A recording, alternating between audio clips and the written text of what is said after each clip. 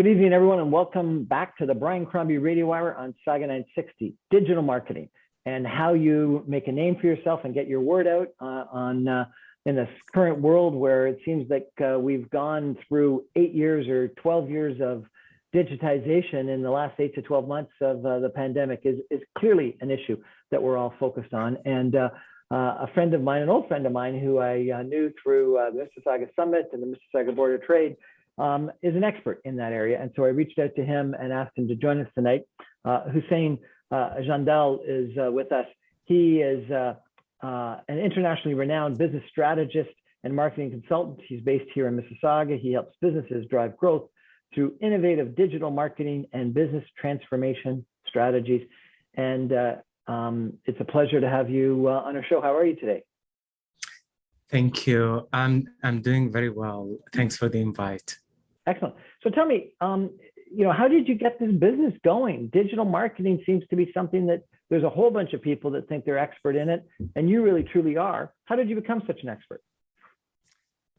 Oh, that's a good question. So I've always wanted to leave the biggest impact on entities and on the economy as much as possible.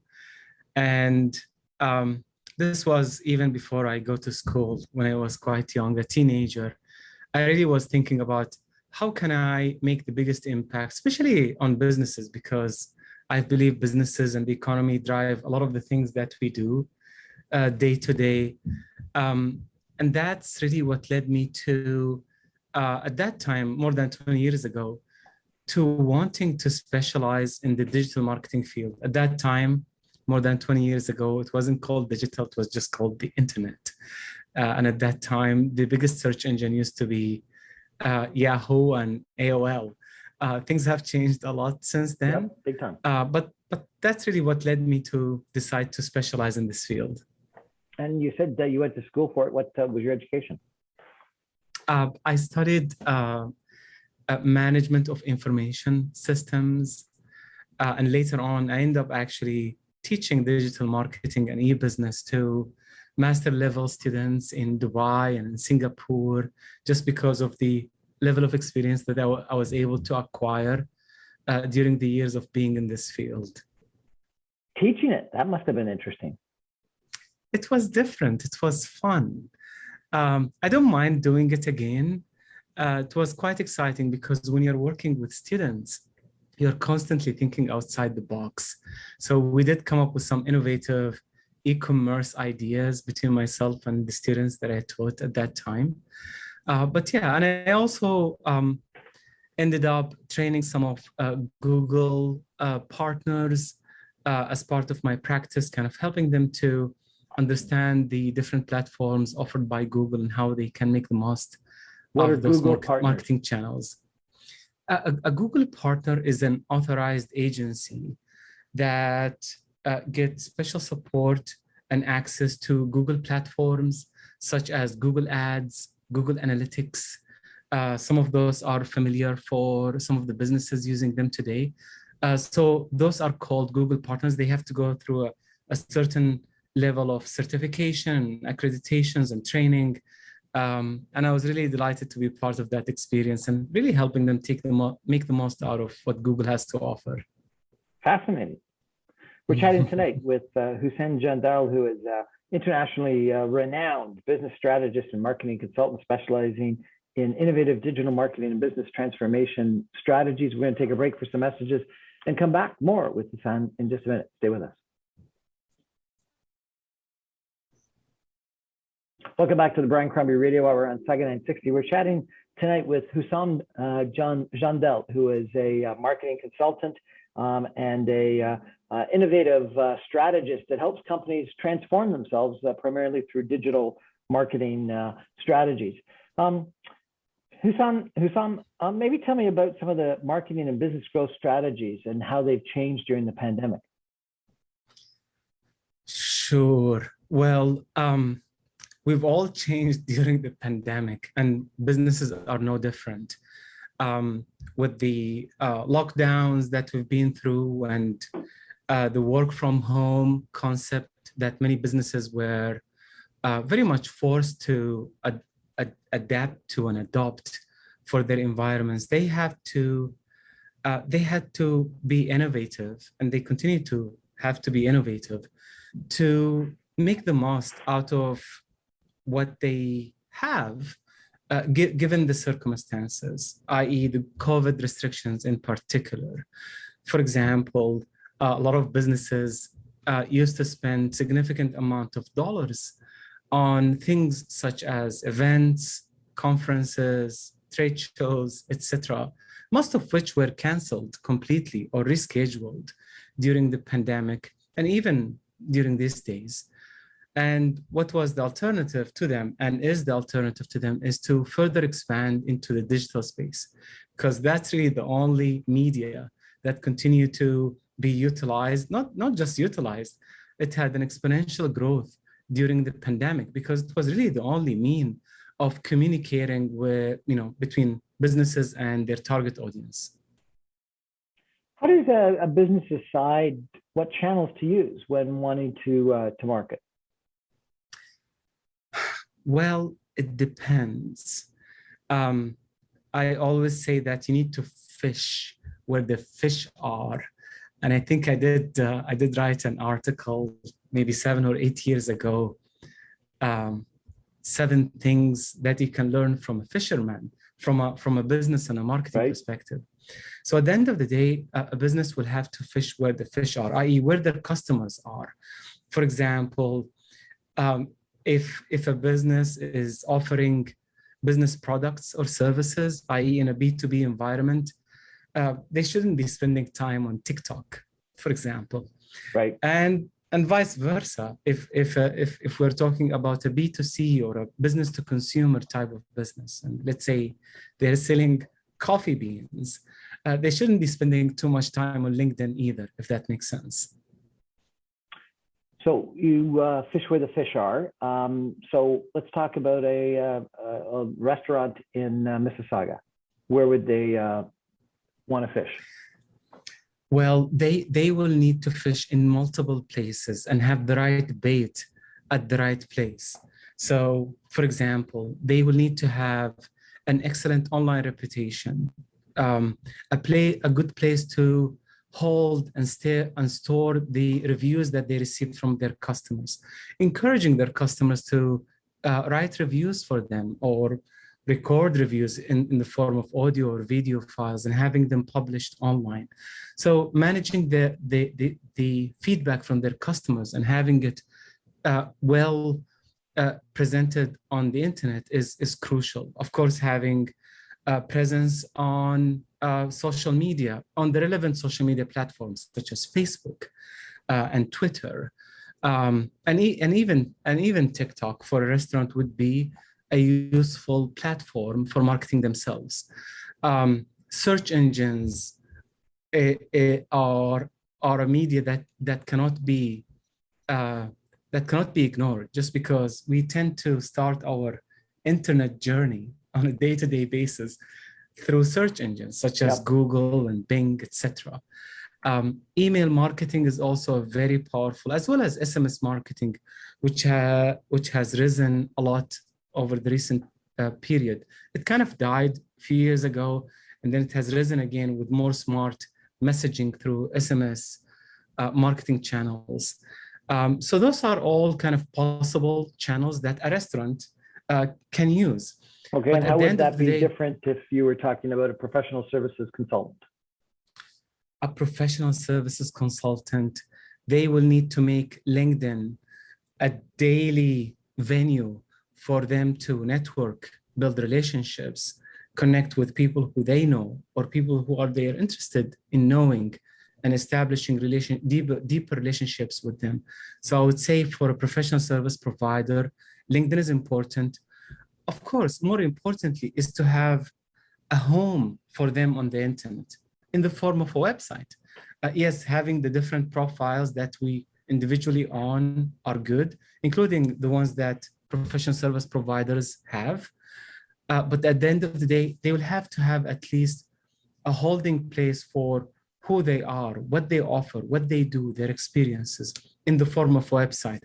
And through that website, they can connect to the different channels, such as LinkedIn. Of course, Twitter is also important for professional service providers. And there are many other channels that they can take advantage of, such as webinars, such as using platforms like Zoom and GoToMeeting and the rest of them, and continue to network and build relationships through those channels. You said build deep relationships on LinkedIn. How do you build deep relationships on LinkedIn? That's a good question. So it's like how you do it in an offline situation, but on the platform, and then extending outside the platform from there. So for example, let's say if I don't know you, Brian, and all of a sudden, I came across a post that was reshared, a post of you that was reshared by one of my contacts. And I saw what you shared, and I was interested to reach out to you, so I can go and message you through LinkedIn. And then if you're interested in connecting with me, you would accept my invite, or at least reply to my message if there is a mutual interest. And then we can have a basic messages through LinkedIn as to who am I and why I would be interested to perhaps know a little bit more about you and what you offer and what you do and what's your experience, and vice versa.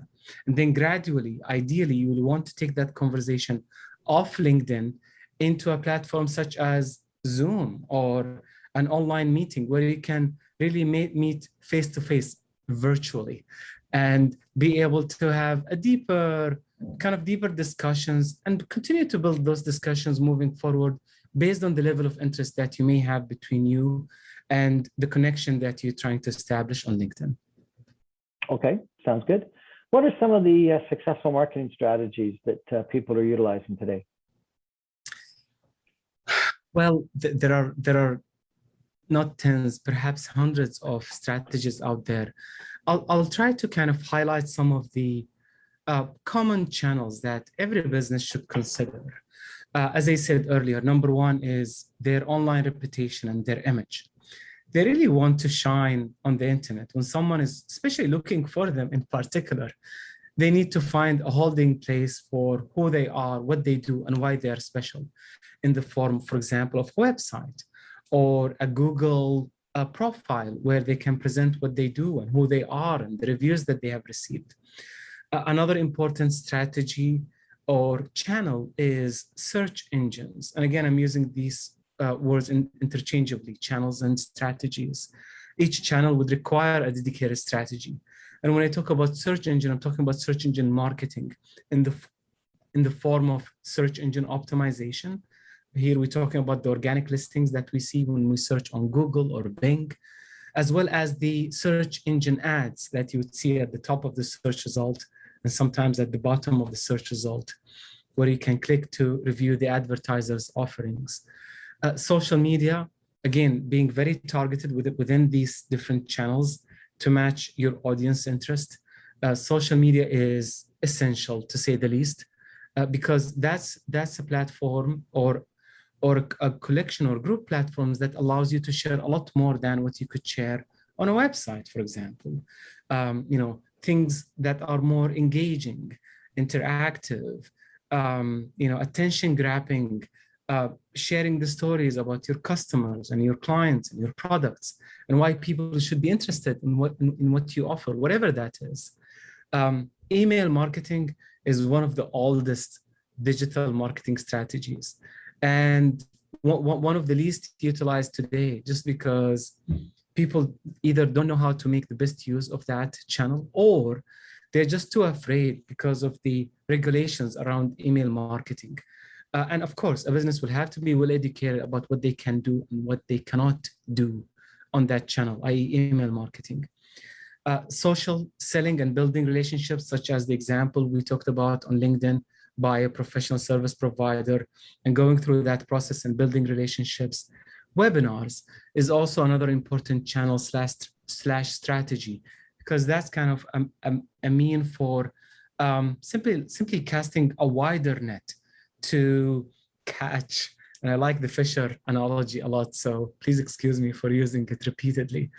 Casting a wider net to reach a larger group of people who are matching your target audience, right? As well as developing custom applications and web applications and mobile applications that can help your target audience to solve problems and eventually help them engage with what you have to offer.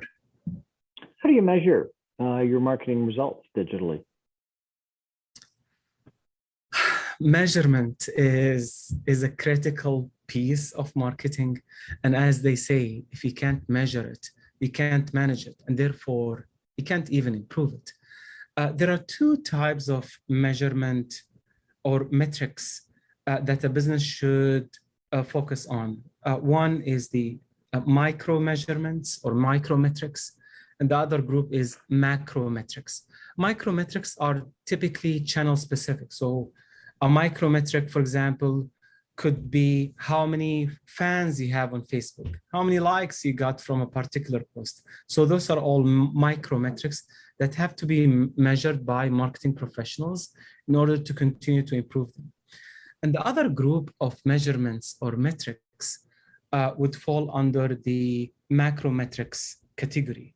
And those are typically large business metrics, such as how many leads, how many inquiries, how many people requested a quote, how many people requested a proposal, how many people ended up becoming a client, and the ROI from all of this, from all of these efforts in the form of deals, new clients, sales, etc.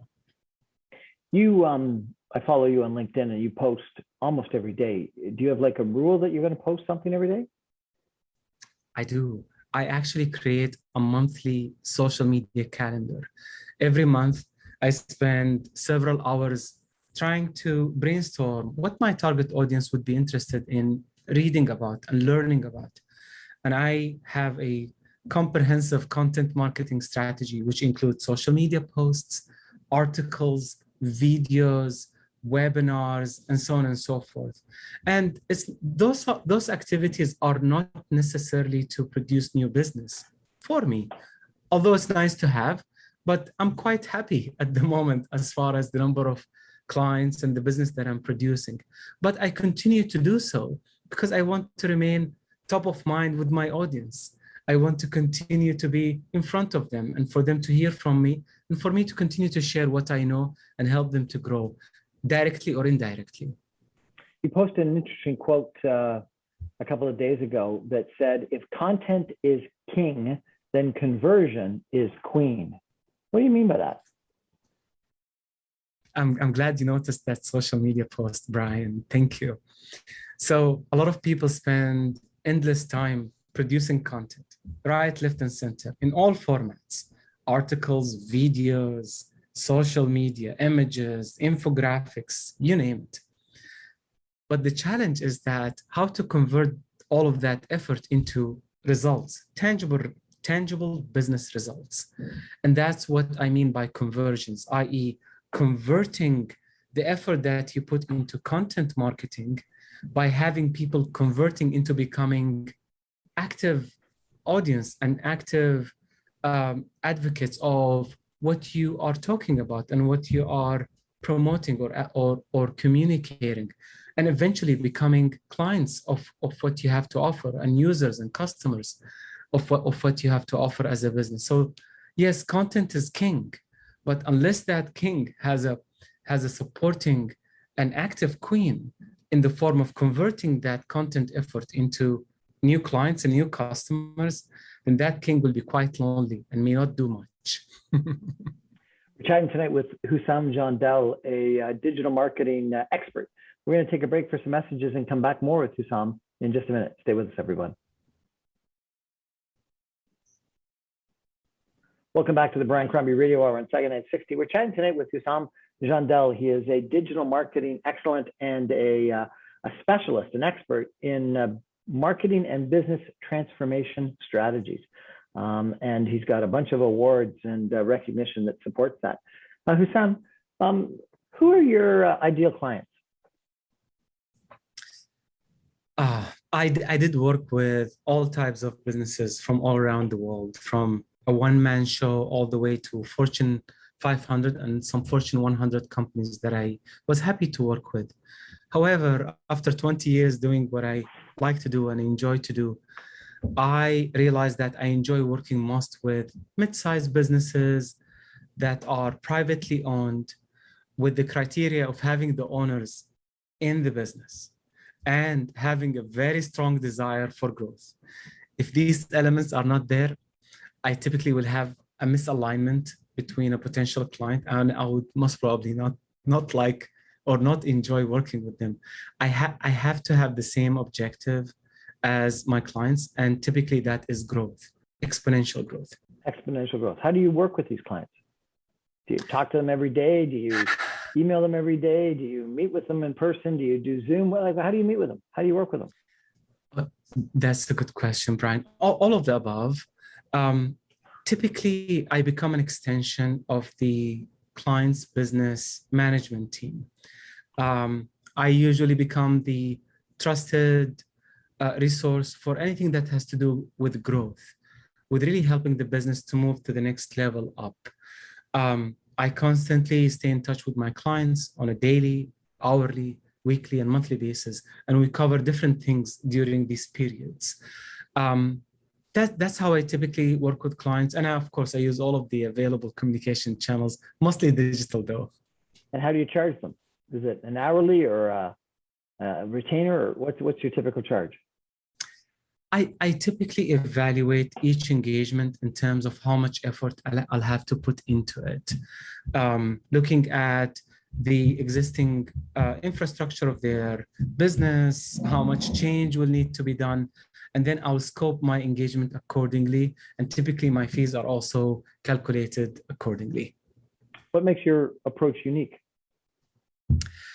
So from my experience, for a business to grow, and especially when we talk about marketing, because marketing is the most important driving force for growth. Typically, a business will have two options. They will either hire employees, full-timers, to help them with their marketing objectives, or they will go out to market and try to find a marketing agency. Unfortunately, most of the time, those two options won't work as expected. Especially when we talk about marketing agencies, just because most of the agencies out there are generalists. They do claim to be they do claim to be jack of all trades, but a master of none. Yep. They might be good in creating a video, but they claim to do search engines as well. Well, that's very hard to believe because these things require completely different skill sets. And the same also applies when you go out to market and hire new employees. We talk about training and making the right choice. And sometimes by the time a business realizes that a full-time resource is not really the right match, it will be way too expensive for them to recover from that decision and make an alternative decision.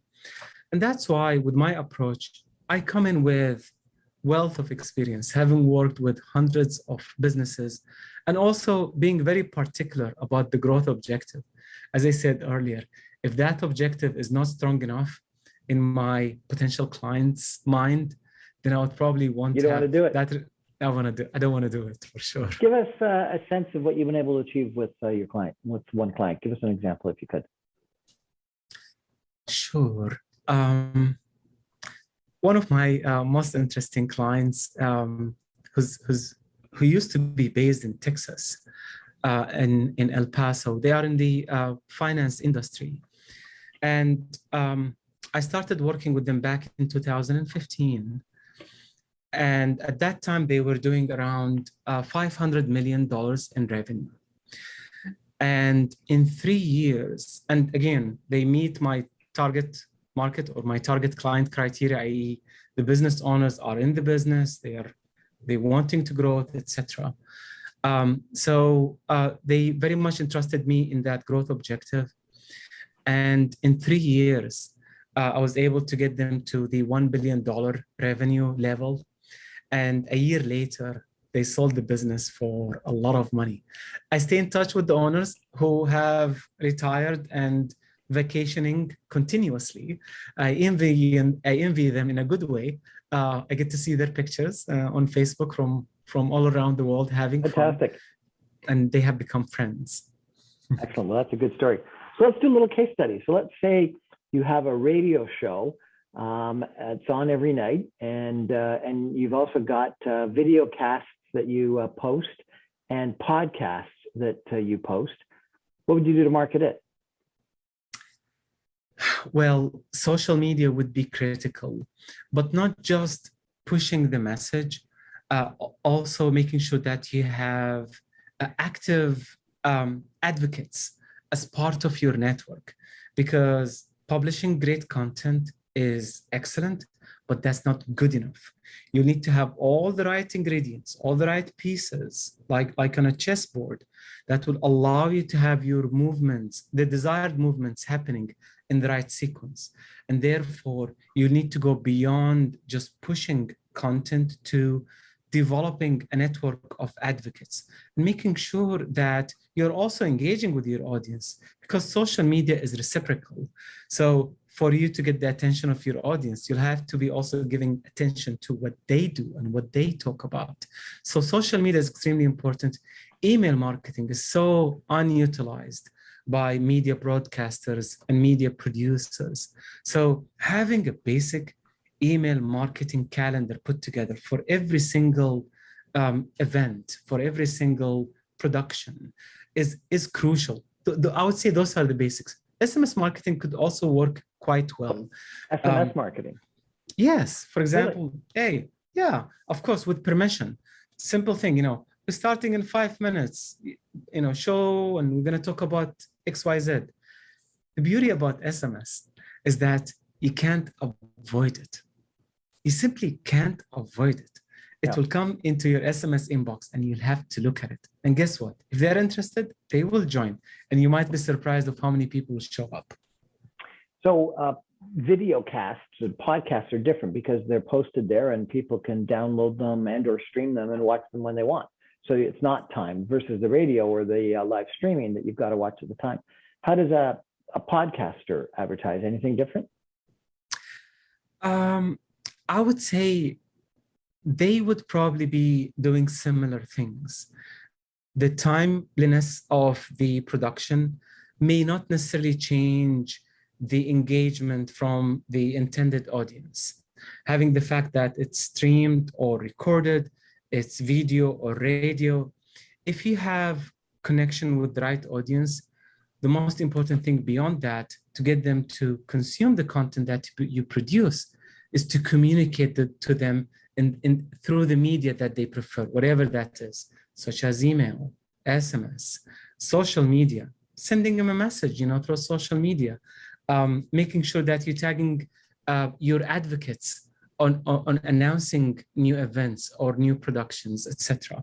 But I wouldn't say it's too different. If you're a podcaster or a live streamer, I would say you probably use similar strategies. So it's interesting. I will interview people like yourself and post the show on LinkedIn. And if I post it and tag you, I'll get a reasonable amount of viewership. And that's in addition, obviously, to the people that have watched it listened to it on radio and live streamed it and done other things. But let's just use LinkedIn as an example. I find that if you repost it and write something material, in the repost, not just I enjoyed being interviewed by Brian, but and we talked about blah blah blah, that the viewership goes up dramatically. And then if there's 2 or 3 people that then comment on your reposting of it, the viewership goes up dramatically. If there's no repost, if there's no comments, and so this may go to your comment about having those advocates, yes. and interaction. And I spoke with this one person who got like 15,000 views, and I asked them how they got that, and they said, well, number one, I reposted it a few times, not just once. And I asked a couple of friends to make some comments, and so that they were generating some of that interaction. But by generating a little bit of interaction, they got a ton of interaction and views. Does that make sense? Yes. Yeah, absolutely. And the best way to understand that is to reflect on a similar example offline. Let's say you go to a casual event, whatever, a wedding or a party or whatever that is. If someone says something good, and all what you reacted to that good thing that was said is just by showing your thumb up, that's not as strong as me saying, hey, did you hear what just Brian said? This is absolutely amazing. See, it's the same thing. So when we communicate on social media, we shouldn't be forgetting how we should communicate, how we typically communicate offline, because that's what really works. When I see your post saying, I just did this, interview with Husam Jandal, I wouldn't just be resharing and say, hey, I just did this interview. Well, that's good for you. That's not good enough for my audience to engage.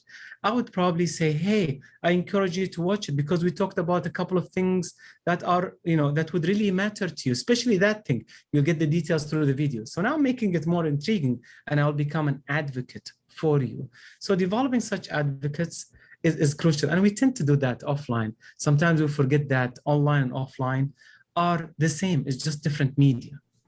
I've been posting typically on Instagram short videos every once in a while announcing what some of the upcoming shows are. I've had people tell me that they don't read the written posts of the upcoming shows, but if I actually do a video, that they watch the video, and it's a 2 to 3 minute video, and they watch it and they get again, far greater viewership and then follow up viewership of the show. Why would people pay so much more attention to a video than they do to a written post? Well, I will never generalize. There is a segment of people who prefer visual content, and there is a segment of people who would prefer written content a lot more because they can digest the message quickly and move on to the next thing. So it really depends on your audience preference. I would certainly suggest doing both all the time consistently, so you are satisfying both audiences' interests in terms of the way they like to consume the message, etc. But again, I would say if I'm using you as an example, if you allow me to use you as an example, Brian, and your show, or your episodes, I would say you should also be reaching out to your audience and informing them. People don't live on social media, but it's hard to avoid an email from you or an SMS from you. And guess what? They will love it. They will enjoy it because you're giving them and offering them free knowledge, free information through the experts that you're interviewing. Okay, and so therefore you said one of the things is to convert people into conversion. And so how does one do that? How do you get a revenue model out of podcasts? Sure. Is it okay if I continue to use you as an example? Please. Sure. So thank you. So one is you want to further deepen the engagement with your audience. So for example, if you know that you have someone who likes what you do, from time to time, they press the like button or the heart button on Instagram, you may want to try to convert some of them to become subscribers of your newsletter, which I hope you will introduce if you don't have one already. I haven't. Okay, well, here is a free advice. So ideally, you will want to have that newsletter. And as they engage with your newsletter and they start to consume more of your content, you can gradually start introducing other products. And naturally, just because they have been engaged with you and they know what you offer and they know what type of quality that you present to them in terms of the content, they would also eventually be engaged with further offers that you may have. Fascinating. And what about the future of social media? Do you think that Facebook, Instagram, TikTok are going to continue, or is there going to be something brand new, like virtual holographs or something like this? Like what a decade ago or 2 decades ago, email was invented, and faxes were around. 4 decades ago? Faxes have disappeared. Landlines have almost disappeared. What's going to be the future of social media? Is it around forever or just for a while? It will be around forever. It may evolve into different formats. For example, when you look at TikTok and you can imagine something like TikTok 10 years ago, you wouldn't believe having something like this picking up to the level that it is today. So social media is there to stay. It will continue to evolve. It's a category. It's like search engines. For example, Google today is not like AOL or Yahoo 20 years ago. You go on Google and now you get rich content, rich information between search listings, maps, videos, images, suggestions, all of that stuff. So I don't think social media will go away, but it will continue to evolve for sure. Husam Jandal, thank you so much for giving us your expertise today. If people want to follow you on LinkedIn or somewhere, what do they do? They search for my name, Husam Jandal. And if they want to get to your website or get your newsletter, do you have one? Yes, Husam Jandal as well. HusamJandal.com. They'll be able to find my website and find all my social profiles. And I'll be happy to engage with those who need help.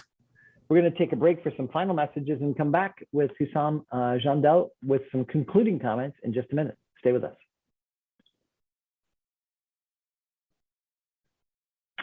Well, welcome back to the Brian Crombie Radio Hour on Saga 960. Husam Jandal has been our guest tonight.